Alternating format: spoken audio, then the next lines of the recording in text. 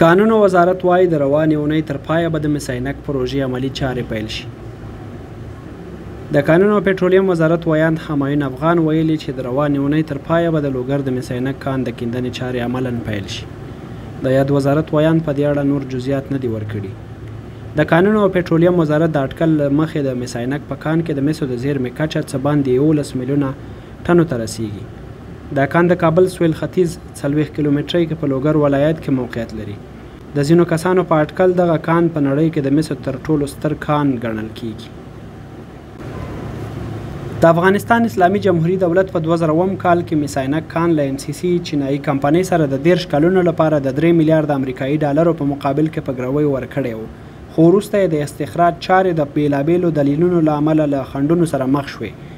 د دغه کان د استخراج په وړاندې لوی خنډونه د پخواني جمهوري حکومت د نړیوالو ملګرو نارضایتي، د کان شاوخوا پراخه بې امنیتي او په دغه سیمه کې د لرغونو آثارو موجودیت ښوول کیږي.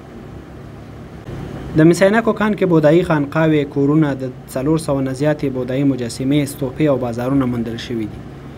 په دې سیمه کې د برنجو یا برونز تاریخي دورې لرغوني توکي هم موندل شوي چې له 3000 کلونو څخه زاړه دي.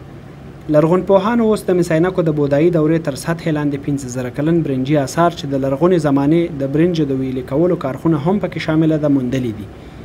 د افغانستان صنایعو او کانونو خونې هم ویلي چې دغه کار د کیندنې له عملي کېدو سره به زرګونه تنو لپاره د کار زمینه برابره شي. د امارت له دویم وارې واک ته رسېدو سره د دغه کان د چارو د پیل خبرونه ورکړل شوي دي.